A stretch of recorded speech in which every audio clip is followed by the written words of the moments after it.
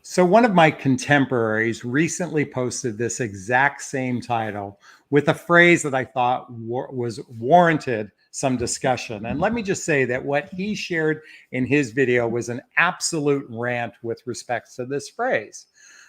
However, I have a twist on this. So let me share you the phrase that he had a rant about, and then I want to share with you my perspective with a slight twist. Not so much the phrase he used, but something else men use that are absolutely confusing and quite frankly, sometimes are just downright lies. So what he shared in his video was the phrase when a man says, I'm not looking for a serious relationship. I'm not looking for a serious relationship. Okay.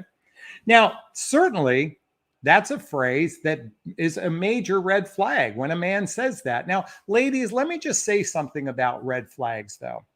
There's a big difference between a red flag and a deal breaker.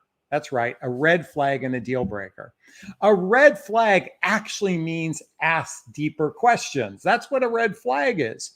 So if a man did share with you that he's not looking for a serious relationship, it begs to dig a little bit deeper on what he actually means with that.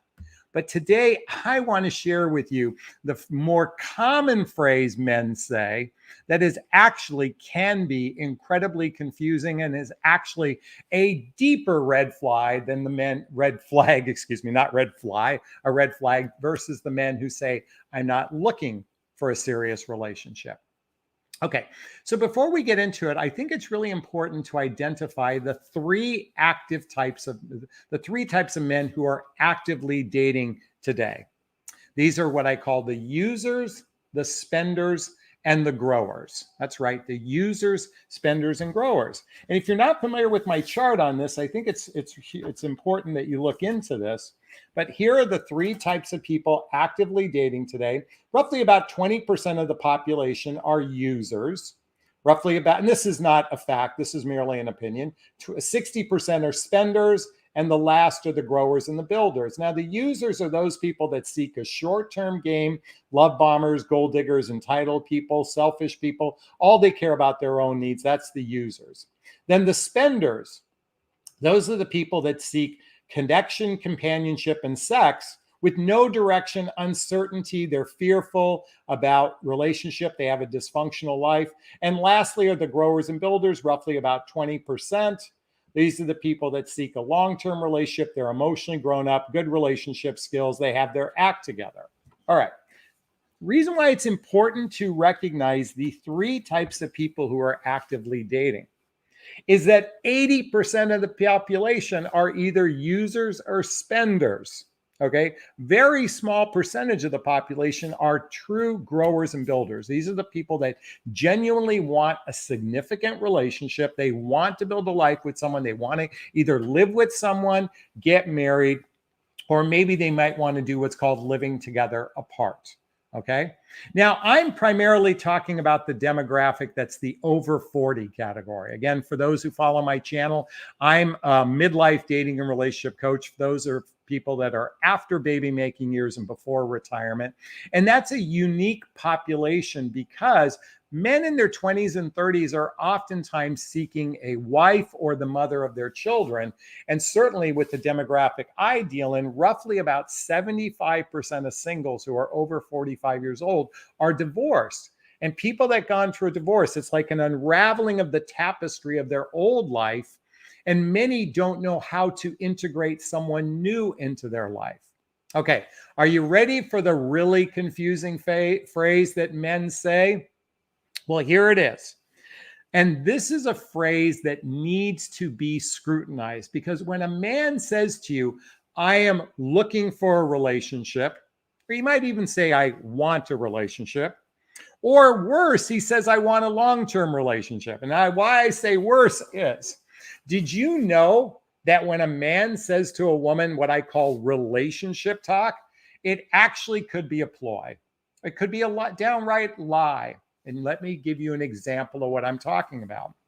Let me ask some of you or all of you, have you ever had a man say to you, I'm looking for a relationship? You began exploring a relationship with him. You went out to a few dinners, you spent some time with friends. maybe, possibly, maybe you did some social activities, hobbies, maybe some mutual interests. You had sex together. And then all of a sudden, this, for the first few weeks, it kind of takes off. And then it's the slow fade. And then he says to you, I'm not looking for a serious relationship. Well, wait a minute. You told me before you were looking for a relationship. And now all of a sudden you're not looking for a relationship? Well, ladies, isn't this quite confusing how a man can say, I'm looking for a relationship, and then all of a sudden say, I'm not looking for a relationship? Now, obviously, his verbiage that he said to you is he's just not that into you, most likely, and that sucks, especially when he went on to this trajectory to saying how amazing you are, how wonderful you are, how I'm ready to be in a fully committed relationship, only to do the turnaround. See, here's the confusing thing about the phrase, I'm looking for a relationship. The word relationship is ambiguous if it's not defined. That's right. It's ambiguous if it's not defined. For example, you might be thinking the word relationship means this. You're looking for something where you spend 2, 3, or 4 days and nights a week together, doing shared activities, hobbies, mutual interests, spending time with family and friends, traveling together, teamwork, building skills, both in your personal and your professional life, intimacy, both physical and emotional intimacy that leads to either moving in together or getting married. That's what you might be thinking. His terminology for the word relationship might simply mean, I just want to see you at my beck and call. See, without defining the word relationship, it's incredibly confusing, and this is why it's a red flag. And remember, I said red flag means ask deeper questions. Because here's the reality, coming back to those users, those spenders, and the grower builders. See, it's not just what they say, but you actually have to evaluate, is this person even capable of a relationship? So when a man says, I want a relationship, I'm looking for a relationship, well, first we have to define what it is that means to him. You got to ask the question, what does commitment look like for you? What does a relationship look like for you? Now, you might start by expressing what it looks like for you. Remember, my rhetoric is, the social activities, hobbies, mutual interests, spending time with family and friends. You have to decide that for yourself. Sadly, many of you are in a relationship. It's a cyber relationship. You spend more time texting on the phone than you actually spend time getting to know one another through physical bonding with one another. But that's a whole nother conversation. So I said first, you have to define what does a relationship look like for this. You ask him, what does a relationship look like for you? By the way, I'm going to throw a little curveball in here. You might always ask a man, does anybody else believe they're in a relationship with you? That's always a good question to be asking. But the follow-up question, once you've decided what a relationship looks like, the follow-up question is this. And is really to determine if he's capable of a significant relationship. So how do you determine if he's capable of a significant relationship? Well, folks, I created a coaching. By the way, right here's a link to schedule a discovery call with me to see if working with a coach is right for you. By the way, in the description below, you can click the link to schedule a call with me. My whole coaching program is designed to teach you what questions you should be asking based on your personality to determine, is this person matching what you desire in a relationship? Are they capable of a relationship? But more importantly, are they emotionally mature enough to be in a healthy, happy relationship? See, those users and spenders, those users are people in it for the short run. Those are the guys that are the love bombers, okay? The real challenging demographic are the spenders. And why are they called spenders? It's because they want to spend time with you, but they're not capable of a significant relationship because their life is in chaos. They have emotional traumas that have not been healed. They have residue from their past lives that they haven't really addressed. And what happens is they use you they spend time with you to fill their own needs without the capacity to build something deeper. And I'm here to be your big brother. I wish I could be there with a shotgun on a first date, pointed at the guy's head, saying, what's your intentions with my little sister? See, there's no consequences for using people. There's no consequences. Think about that. Now, folks, we have to recognize what's changed in the last 100 years, or really the last 20 to 30 years, is these days we're meeting absolute strangers. We know nothing about, rarely do you know anything about the person you're meeting other than what they've told you. See, think about this. This is like, a matter of fact, if you were going to hire somebody for a prestigious job, would you take their resume on face value, or would you check their references? See, here in the dating realm, we have very little capacity to check someone's references. Unlike 30, 40, 50 years ago, most of the time you knew somebody who knew. Like even when I got married, my now ex-wife, she knew one of my close friends. It's not how we met. We actually met through a dating site, but she knew one of my close friends. And actually, it turned out she went to the high school that was right next to the high school of mine. Turns out we had a lot of mutual friends. There was like no degrees of separation between the two of us. These days, when you're meeting total strangers and you know nothing about their backstory other than what they've told you, you have to do a better job of being a detective, whether you like it or not. You have to be a detective, because this person that you're investing your heart in, you're investing your heart into someone who's saying nice things to you, that's taking you out. See, romance clouds judgment. I've often said romance should be reserved for those people in a significant relationship, not as an entry point into a relationship. Think about that for a second. Romance should be reserved for those in a significant relationship, not as an entry point into a relationship. And yet most women love the idea of being romanced, but guess what? It clouds judgment. And in the early stages of dating, your discernment means everything. Raise your hand if you've been used by a guy. Raise your hand twice if you've been used by two guys. Raise your hand over and over again if you've been used by men. And what I mean by being used, has a man said to you all these nice things, expressing an interest to explore a relationship, only to do the double take, the turnaround, the pulling back, the ghosting, the disappearing. See, whether we like it or not, it's a small percentage of men that are really capable of a healthy relationship, just being capable of it. And then they also have to desire it. So men who are capable of a significant relationship typically want a significant relationship. They're very clear that they want to either move in together, get married at some point in their life, or they're very intentional about wanting a serious relationship, and their actions demonstrate it. See, these are men who will actually want to spend regular time with you. I know many of you are finding yourself in what I call cyber relationships. You spend most of your time texting one another, believing you're in a relationship with someone. I get it. Many of you are in long distance dynamics. I get it. Listen, there's my picture of my sweetheart and I, long distance relationship. Let me tell you, we are the exception. We're not the rule. What made our relationship the exception, or exceptional as I feel, is we were very deliberate. We made, during 100, keep in mind, we had a 1,700-mile distance between the two of us. In a 100-day period, we were physically together with each other 45 of 100 days, give or take. 45 days out of 100. That's literally, if you lived around the corner, that would be seeing each other every other day. Many of you are engaged in long distance texting relationships. You barely see each other. You have, and by the way, whether it's long distance or right around the corner, I know someone, I was talking to someone recently that they're dating a guy that lives half hour away. They see each other once a week. Once a week is like a turtle's pace to get to know one another.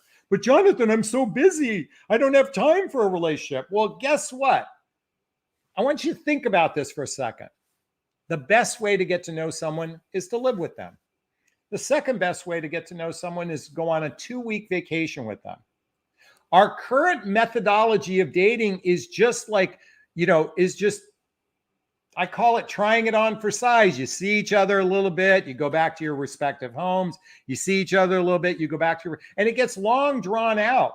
See, you really don't get to know someone until you're actually in their environment, till you actually spend time with their family, you spend time with their friends to see if they're legit or not. And it starts very early on by being discerning. And as I said earlier, romance clouds discernment. So coming back to the phrase that's actually a confusing phrase that's actually a red flag is actually when he says, I'm looking for a relationship. Because without defining what relationship is, you could find yourself, you're thinking a relationship like this, and he's thinking relationship like this. And guess what? That space in between is called drama, drama, drama, because one person wants more. Is this sinking in? Is this resonating? Please let me know. If it is, please hit that like button. Please share this video. Please subscribe to my channel. And by the way, in the description below are all these links to schedule a discovery call with me, to follow my group, to join the membership group here, to follow me on Instagram, and all the books I recommend. And don't forget my book, What the Heck is Self-Love Anyway? A Journey of Personal Development, Self-Help, and Spiritual Work. All right. I think this will be a great place to take a break and ask, time to take questions. If you have a question for me, write the word question, then post the question thereafter. Or you can purchase a super sticker, super chat. If this had value for you, please purchase a super sticker, super chat. All the monies go to a scholarship fund in the name of my son, Connor Asley. He's my son who passed away a few years ago. There's a picture of him right there. In his honor, I donate to causes like the Hoffman Process and Insight Institute, just to name a few. All right. And again, if you're watching the replay, purchase a super thanks. All right. I thought I saw a question pop in, so let's take a look here. Bear with me, everyone. Okay. Zen Gal says, red flag. My guy asked me to marry him less than 3 months in. I said, who ya? He's great, but I didn't feel like I knew him 6 months and I'm still in the slow lane. So is this a red flag? Well, so I think when a man is excited about someone, you could feel like he wants to marry you. It's not a red flag, okay? When a guy on a first date says, oh my God, you're the most amazing person I ever met. There's no one like you. You're so different, so unique, blah, blah, blah. Oh my God, I see us getting married. And then he does the, I'm not ready for a serious relationship. Well, when someone says that on a first date, I'd say that's probably a solid yellow, close to a red flag. Someone says it 3 months in, no, I don't consider that a red flag. That means he likes you and wants to explore a relationship. Think about it. 100 years ago, people look at my sweetheart Marie. Her parents got married in 12 days of meeting each other. That wasn't uncommon back in the day. Now, does that mean you should get married? No, doesn't mean that. But certainly that's a good sign that someone is expressed marrying you. Now, really, you have to look at what actions correspond after this. Are you actually building a life together? Are you co-creating a relationship together? I highly recommend reading the book. I haven't talked about this book in a while. Spiritual Partnership, A Journey of Authentic Power. While this is about the individual journey to partnership, why I want you to read this book is it's a great foundational piece to build partnership with someone. Now, there's another book you may want to consider. Where is it? Here it is. Now, this is a business book called The Partnership Charter, How to Start Out Right with a New Business Partnership. Why I'm suggesting this book is when two people decide to join together in business, they actually make agreements with one another. This is your responsibility in the partnership, and this is my responsibility in the partnership. It's a great book for businesses that can be absolutely applied to relationships. So just off the top of my head, is it a red flag? Maybe a yellow flag. But again, red flag simply means ask deeper questions. So Zen Gal, thank you so much for that. All right, let's keep swimming. Bum, bum, bum. Let's keep going here. Sheila Roth, I think I saw the word question. Please go back to my message question near the beginning. Please type that in the beginning. Oh yeah, if you have a question, write the word question so I can see it easily. Okay, Sheila Roth wrote a question. Guy doesn't bring his phone on first meeting on a first date. So is that a red flag or being considerate? Oh, that's a good one. I'm not sure I've ever heard that. I think people who put their phone away, put it on silent on a date are very considerate people. If he says he didn't bring his phone, now I had a reaction. Could it be a suspicious thing? Could it be that he doesn't want, like maybe he's married and doesn't want the phone to ring? That's a possibility. But I would think someone could just turn off their phone in that particular case. So I'm not sure it's a sinister thing. I'm just speculating here. But, and I would want to give the person the benefit of the doubt, but it could be something sinister like the person's married and they don't want to, but I would think they could turn off their phone. So I'm not really sure about that one. That's just my 2 cents on that, Sheila. So thank you. Cass writes question. What if you're both invested in each other, but your partner has past trauma that he hasn't really dealt with, which leads him to shutting down when he's feeling emotionally frustrated? Well, this is a very common tale. We do have a significant percentage of the population. If you're not familiar with my chart on emotional maturity relationship skills, roughly 20, this is not a fact, this is merely an opinion. I believe 20% of the population has clinical issues of some sort, whether it's narcissism, sociopath, the list goes on. And while I say 20% of the population is emotionally healthy and has good relationship skills, the vast majority of people are dysfunctional. Why are they dysfunctional? Because they have childhood wounds and adult traumas that have gone unaddressed. And they bring that baggage of emotional trauma to a relationship.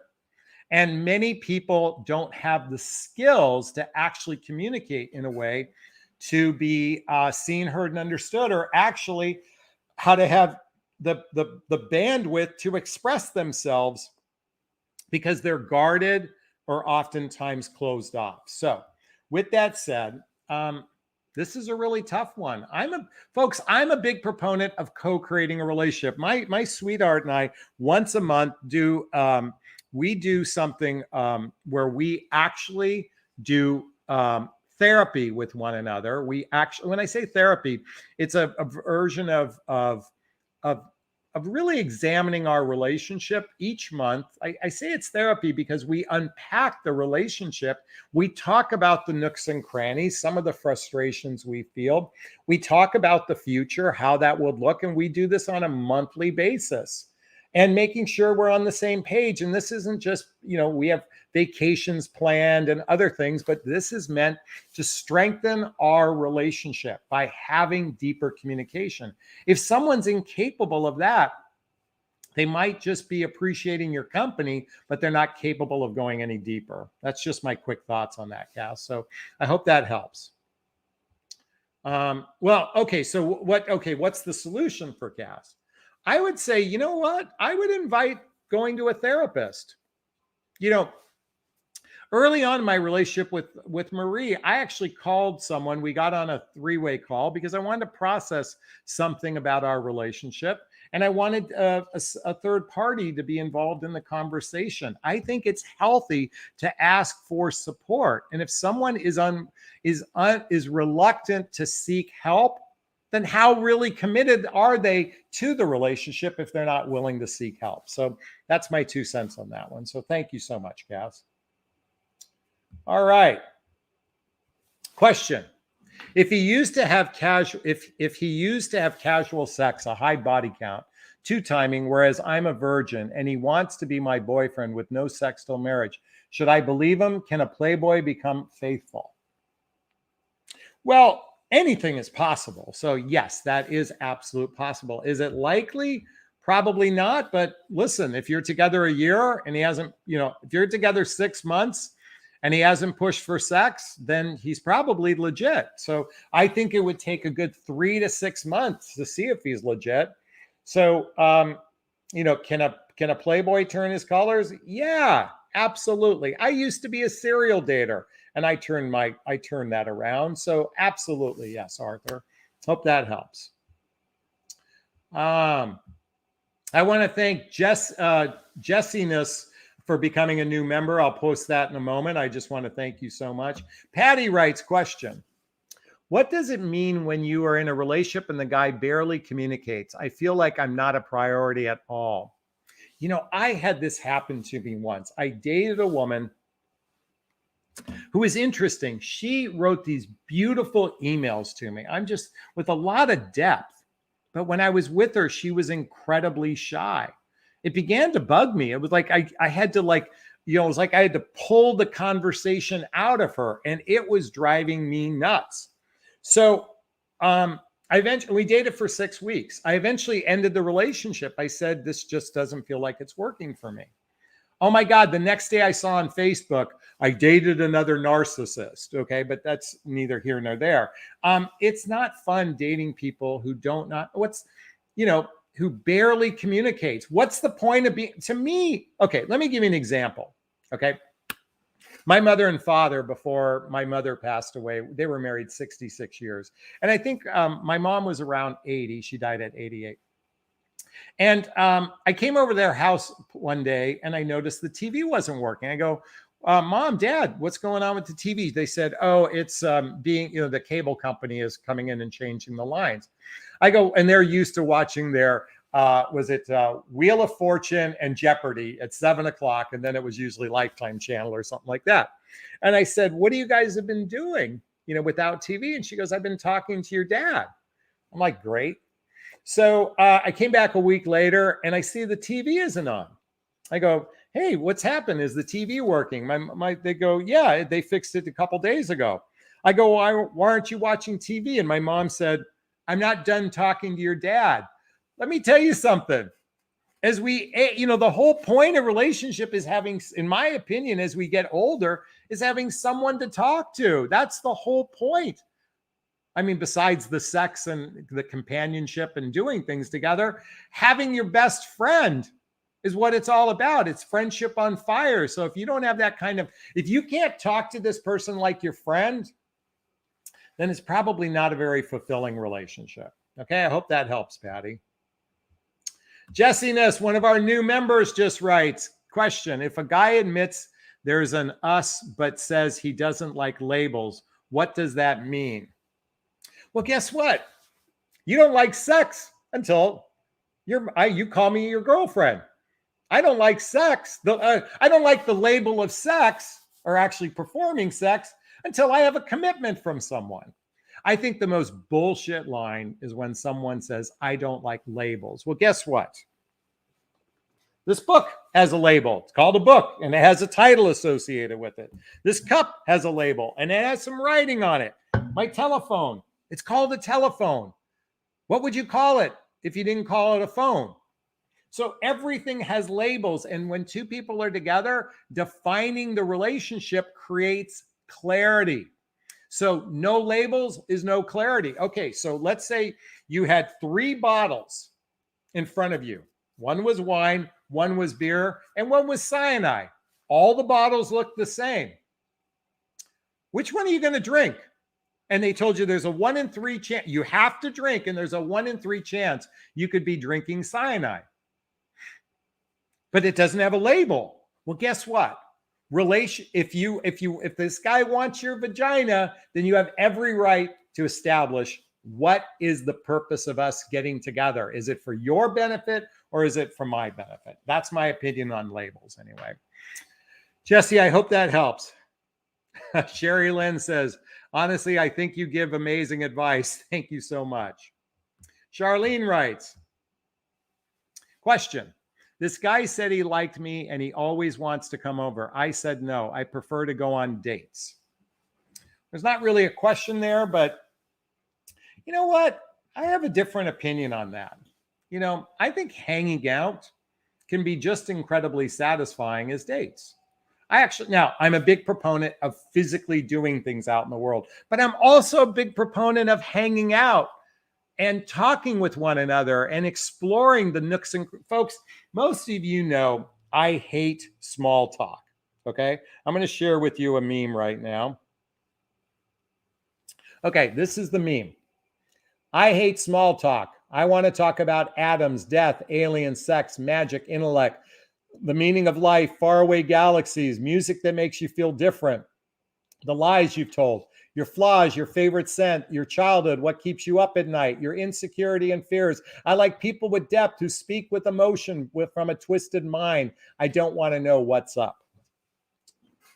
See, I'm a big proponent of hanging out, just as I'm a big proponent of going out. Okay. Now, again, I like balance. So that's just my 2 cents on the subject. You have to do what's right for you. Okay, Charlene? All right. Alexander writes, question. Long distance. We cannot start a relationship like that. He invited me and my son and dog to come stay with him, but says he's not ready for a relationship. What does he want at his place? Well, that's a good question. What do you want? You don't want a relationship, but you want to, and it's long distance. You want me to come out with my child. How about you come down to my neck of the woods and we coming back to let's go out for dinner? What's your intent?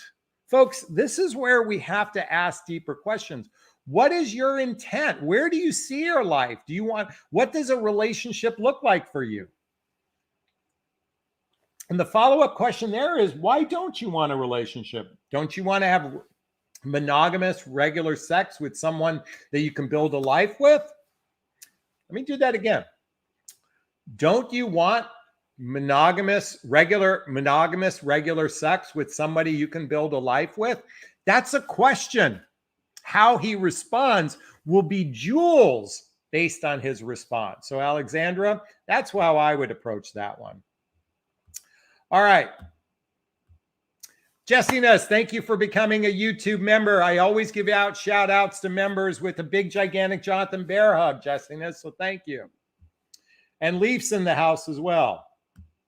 Leaf says no phone call. Could be that could they have someone, but first time is probably respectful. However, this is the person who didn't bring his phone. However, two who had phones on silent found out was married and the other was in common law. So go slowly and possibly run. You know what? I always like to text people right before a date, just as a quick little follow-up. If they come and say, I don't have my phone, again, could it be a red flag? Yes, it could be a red flag. But again, they could turn off their phone too. All right, Kelly writes, question. How can I gauge if I'm being too picky versus having standards of expectations? Pickiness might look something like this. You're 5'2", and I refuse to date someone who's under 6'2". That's being picky, given that only 2% of the male population is over 6'2". That'd be an example of picky. I'm not big on expectations, but I am big on standards. For example, actions matching words. That's a big standard for me, actions matching words. I'm also a big fan of people who have victor consciousness and not victim consciousness. A lot of people are suckling on the nipple of victim consciousness. That's a standard I prefer that be met. I'm not big on expectations, but pickiness is like, okay. When Marie first came to my place, I'd been in this apartment for 7 years, and the carpet was old. It was, unless they changed it out, I had it shampooed once a year, and it wasn't enough. She didn't like it. But it wasn't a deal breaker for her. See, not like if it's something that you just simply don't like, but you want it to be different, that's being picky, in my opinion. When it's things you can't change about a person, that's being picky. But then again, what matters most is your standards, actions matching words. That's probably the most important standard to be evaluating, in my opinion. Okay, thank you, Kelly. I appreciate that. D writes, question. What kind of questions can you ask to have deeper relationship? Folks, if you're not familiar with the Gottman Institute, I highly recommend getting something called card decks. You can go to Google or Play Store or Apple Store. Gottman Institute, Gottman Card Deck, C-A-R-D, Dex, D-E-C-K-S. Okay. So date questions. Here's sex questions. What does being aroused feel like for you? What are some of the sensations? What can I do to help you feel more aroused? Oh, that's interesting. What can I do to improve the experience of your orgasm? After you have an orgasm, what do you need from me? Now, these were the sex questions for those in relationships, but Cardex has a gazillion questions to help you out. So I hope that helps there, D. Zen Gal says labeling poison analogy was great. I came up with that on the fly, but I really like that. There's 3 bottles. You've got beer, wine, and cyanide, but it doesn't have a label. Neither does our relationship. And guess what that relationship is? That could be cyanide because it doesn't have a label. Thanks so much, Zen Gal. Jennifer Lee writes, question. What about a man who is Jewish, however, does not practice his religion or celebrate any holidays of any kind? Not even birthdays, anniversaries. Seems like a joyless life to me. Well, that's a judgment to assume. Well, first off, that's a projection to assume he has a joyless life, okay? Some people don't recognize their culture. Some people don't recognize their religion. I'll be candid with you. My parents are from Istanbul, Turkey. And growing up, I actually was embarrassed to be Turkish. Not only embarrassed, ashamed, but I was scared to be Turkish. Now, let me explain why. So when I was 12 years old here in Los Angeles, my parents and I went to go spend time at the Turkish Consul General's home, and I spent time with his children. And we had a great weekend together. We had a great time. We played. And a week later, the Consul General died from a bombing at his office, him and the Vice Consul General. I can't remember. This was around 1970, 74, something like that in Los Angeles. I don't remember the time. I remembered at that moment, I was scared to be Turkish. I was scared to tell anyone I was Turkish for fear of being bombed. I had that fear growing up for 30, 40 years of my life. I had this fear of ever telling anyone I was Turkish because of the judgment. Certainly after 9/11, I was reluctant to tell people that my parents were on the European side anyways. They weren't on the Middle East side or the Asia side. Not that that matters, but there's this bias, this judgment. So there might be a deeper story there, Jennifer. There might be something that might be worth exploring because his reluctance might be because of a wound that happened in his childhood. And for me, it took courage for me to share it publicly with you because, folks, I carried a lot of shame for probably 30, 40 years. Didn't make me a bad person. I didn't have a joyless life because of it. I just had a wound that needed time to heal. And maybe, Jennifer, he's in the same boat. Can anyone relate to this? Do you have a wound from your childhood? Raise your hand. That was so deep that it's caused you to maybe withdraw from your religion, to withdraw from your culture. I think this is more common than you realize, Jennifer. So that's just my rough 2 cents on that one. So thanks so much. It doesn't say question, but I'm assuming this has a question. Oh, she typed it later. Dating a guy 6 dates now. Don't have a lot in common, but he treats me nicely.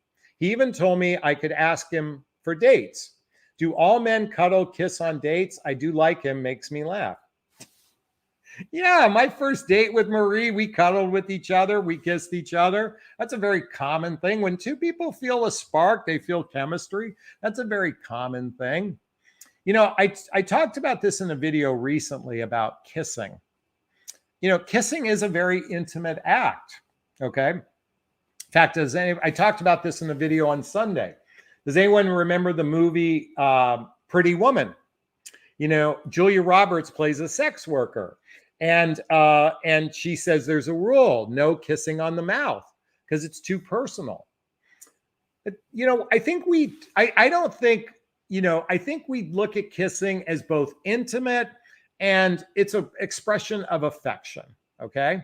It's intimate and it's an expression of affection. Could we kiss someone and get highly attached to them? Possibly. Certainly when we have sex with someone, we can get very attached to them. So I don't think it's a big deal that it happens on a first, second, or third date. But it's all, but not but, and you just have to do what's right for you. You don't say, you know, he treats you nicely. You don't have a lot in common. That's not a good sign if you don't have a lot of common. But, you know, folks, why is it called dating? Dating is an evaluating period to see if two people get along with one another to explore a relationship. And it sounds like you're on the right track. So there you go. Good luck with that one. Tanya writes, perhaps phone is off, so their location is not tracked. Oh, that's an interesting one. All right. Wanda writes, I sent a new friend request to a guy that I thought I would like to get to know. How long should I wait for him to answer? Nor sort of regret it. Now I sort of regret it, but I'm trying to get out there. Here's the thing. I get friend requests all the time. I don't acknowledge most of them. So it's not about, you know, if he responds, great. If it takes him a day, a week, a month, or a year, you deal with it when it responds. If it never responds, see, in other words, you don't. The fact that you reached out to him, great. And then you just, you know, what was that Ron Cove commercial? Set it and forget it. You set it and now you forget it. Remember that oven that you set the temperature and you forget about it because it's automatically going to work for you. That's what you do in this place, Wanda. You just set the intention and then you move on. Okay, I hope that helps. Susan. Question. What if my partner who I'm intimate with and I see 1 to 2 times a week with past trauma is willing to do therapy with me, but his ambition level and future capability lifestyle is uncertain? Great question. So the fact that he's willing to do therapy with you is a great sign.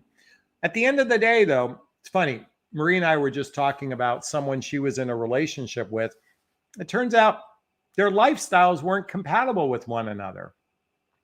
You know, he just had a different scheduling to his life. She had a different scheduling to her life. You know, sometimes two people aren't a fit because they can't blend their lives together. If you're not familiar with my relationship iceberg, okay, folks, this is my relationship iceberg. Above the waterline is attraction. That's chemistry because it's the first thing you see. Compatibility is shared values, blendable lifestyles, and more importantly, emotional maturity. Now, the fact that he's willing to go to therapy is a great sign. So you really have to do more exploration on the lifestyles. Wait, am I make sure? And finding out if you share the same values. And if it's uncertain, guess what you do? You ask more questions. That's what dating is all about. It's a fact-finding mission to determine if two people want to explore a relationship together. Folks, you know I've been talking a lot about the show, The Indian Matchmaker, or Indian Matchmaking on Netflix. These are men and women who are intentional about being seriously in a relationship with someone. And the matchmaker says, look, if you can get 60% of what you're looking for, that's a great start because you can build on everything else. You know, listen, Marie and I aren't perfect, but we both come to the table with something that I think is hugely, hugely, hugely important for a relationship. And that is an agreeable personality. We both have agreeable personalities. We are very, we're very, you know, it's not, she just sits back in her feminine energy and I do all the leading. No, we take turns, you know, leading what, you know, where we need to lead in this relationship. And the other person is very agreeable to one another. Agreeableness, being a giver, having kindness, having empathy, having good character, your actions matching words, being playful and fun, being intentional. These are all the key ingredients to a healthy, happy relationship. So if you have those ingredients, you can build on the non-commonalities. Look at, I know you think of compatibility like, you like sushi? Me too. You like stand-up paddleboard? Oh my God, I love doing that. You like the Rolling Stones? I've seen them in concert 5 times. We're so compatible. No, that's just familiarity. Compatibility at the end of the day is, are you willing to work on making the shifts to blend your lives together That's sincere compatibility. Is this sinking in? Is this resonating? Please let me know. Leaf puts out a request. Please hit the like button. Still only 3 likes and 198 people are watching. Yes, please hit that like button. Please share this video. Please subscribe to my channel if you're brand new. Evelyn Weiss says, question. Oh, we already talked about that one. Thank you so much. Tata says, question. You recommended taking a year out to do a deep dive into personal growth and spirituality. However, I'm afraid to put dating on pause for a year because I'm getting old. Your opinion? Well, I'm not sure if depending on, okay, if someone has some severe childhood wounds or adult traumas, taking a year after a relationship ended is not a bad idea, okay? If you're just blanketing saying taking a year off to work on yourself, keep in mind, 4 seasons to work on oneself isn't a lot of time, but at the same time, we oftentimes need a break to be disconnected, to detox from somebody that was in our life. So taking a year off, and the thing is, look, I have a client who's 78 years old, 78 years old. She's got 5 guys dating. She's literally dating 5 men right now. Okay. She is like Betty White. She's got them coming out of the woodwork. So I don't think you're 78 years old. If you're in your 60s, guess what? There are a lot of people falling in love in their 60s, getting married, getting engaged. So I would say taking a little time to heal oneself is always a good strategy if it's coming off of a serious relationship. Okay. Hope that helps. Elise writes, I'm on a dating site. Guys keep asking for my number. Of course, I do not give it out. What sign should I look for now, if that's okay? Well, Elise, the first phone call is the first date. If they've asked for your number, what's wrong with that? That's how you get to know someone. How are you going to eventually meet them if you don't exchange phone numbers and talk on the phone, schedule a date with one another? Folks, this methodology of everything via texting, we got to stop it. We got to stop it. Stop it. Let's go to a version of actually the first phone call is the first date. So if you've exchanged a couple emails with one another, a couple text messages, jump on a phone call, 10, 15, 20 minutes. Maybe a couple of them, and then see if it makes sense to go out with one another. That's my invitation for you. All right. Question, when do I ask him if sex is all he wants? We haven't gone to a third base, but have made out. I want a relationship, not a fling. By the way, if you say to a guy, listen, go back to our title. This confusing phrase is a major red flag.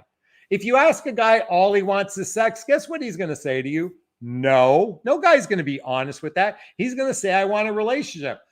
Why aren't you asking the deeper questions? Go back and watch the beginning of this video. I talked about this at length, about the intent of asking deeper questions. And if you need some support with that, schedule a discovery call with me. There's a link below to see if working with a coach is right for you. My job is to help you craft the questions you should ask based on your personality to determine if you're right with someone, and I can help you with that. All right, we're going to take one more question. Oh, let's see.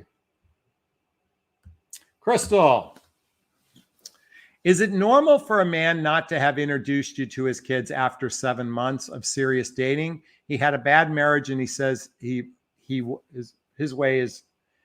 weighs things to be different. I think it's a tricky subject about children. I think it depends on the age of the children, but more importantly, how serious the relationship is. So my suspicion is you guys are casually dating with one another. You're getting occasional companionship, occasional connection, occasional sex, but the two of you aren't building anything. Folks, let me say this. If you're in midlife, it takes 3 months to figure out if you want to explore a relationship with someone. No more than 3 months. If 2 people have spent a lot of time together in 3 months and they clearly state they want to explore a serious relationship with one another, then after that time, they should be introducing the children somewhere 4 months, 6 months in at the latest. But you have to define what it is the two of you are doing. That's the deeper question I'd be asking, because the fact he hasn't introduced you to his children means you probably are getting he's getting occasional companionship, occasional sex, and occasional connection. All right, I think this will be the last one for the evening. We'll see. Can you do a second YouTube channel for some of us that need more work on your book, Self-Love? I can't afford professional, unemployed. Any suggestions? Oh my God, there are a gazillion free videos on YouTube, but I'm just going to make a simple suggestion. Purchase the book, The Hoffman Process. This is a deep dive into healing child. By the way, there's a link below to get a copy of all the books I recommend. This is a deep dive into healing childhood wounds and traumas, okay? Now, I went to this, this was 8 days working on my stuff. This could take you 6 months to do all of this, okay? Could take you 3 months, could take you 2 months, could take you a month. But you don't need professional coaching. This book is a prerequisite for those who want a serious, healthy, happy relationship, because this teaches you how to genuinely heal, or at least begin the healing process to your childhood wounds and traumas. Okay, Rebecca, I hope that helps. This will be our last one for the evening, I think. Is 4 years too far apart in age when you're both in your 60s, 64, 68? Absolutely not. It is not too far apart. That's a no-brainer. That's easy. Let's keep going here. Question. What about a guy that says two people don't need to know every day where they are? Red flag. This is a tough one, because I think because we're meeting total strangers these days, there's a lot of mistrust, and it's certainly well-placed mistrust. I think to be mistrusting is certainly valid when it's a total stranger. So, but I don't like keeping tabs on people either. It's funny. So my girlfriend has a Tesla, and we added the Tesla app on my phone, and I can see where she is when she's in her car. And I jokingly say, I know you made a left turn here, I made a right turn there. Now we do it because I'm usually driving her car, and when we go charge it and that sort of thing. But I don't like the idea of keeping tabs on someone. I understand why we might need to be doing that, but I'm not a big fan of keeping tabs. So that's just my 2 cents on that. This is from Leaf. She says, idea, use Discord. It's a safer than phone number exchanges that you can talk even long distance without any fees. Keep your number private till you feel comfortable. Folks, I have a Google number. That's another option, to give out a Google number that you can get probably dozens of Google numbers. I'm assuming that. So I would definitely check that out. Google number, or try what Leaf says is Discord. All right. Let's see, Morant. Okay, this might be our last one for the evening. I'm dating with a guy, long distance relationship for 2 years now. I'm a divorcee, suddenly feeling a bit withdrawn and wanted to stop the relationship due to my past marriage. How do you deal with this? Well, wait a minute. I'm a divorcee, feeling a bit withdrawn and wanting to stop the relationship to my past marriage. Well, these are questions you have to ask yourself. You're in a long distance relationship, probably doesn't feel very safe. You're coming off a divorce. You're feeling a bit withdrawn. Is that fair to him? Ask yourself, is it fair to him? If you have to take a break from the relationship, take a break from the relationship. I mean, the fact is you're probably not seeing each other very much. You're just talking on the phone all day, which is, quite frankly, folks, I'm not a big fan of long distance relationship. Yes, I had a long distance relationship, but in 100 days, we saw each other 45 days before we made the decision to move in together. So we did a lot in a short period of time. Long distance is a long, drawn out version of cyber relationships. But at the end of the day, you have to make that decision for yourself. Okay. All right. Hey, you know what, folks? I think this would be a great place to wrap up. Did you get value out of this conversation? This confusing phrase, the most confusing phrase is not when a guy says, I'm not looking for a serious relationship. The more confusing phrase is I'm looking for a relationship because how he defines it might be different than how you define it. And red flag simply means ask deeper questions. Is this sinking in? Is this resonating? If it is, please hit that like button. Please share this video with friends. Please subscribe to my channel. In the description below, you can schedule a discovery call with me. You can join my membership group. You can follow me on YouTube's membership channel. You can get my dating vows. All this stuff is in the link below.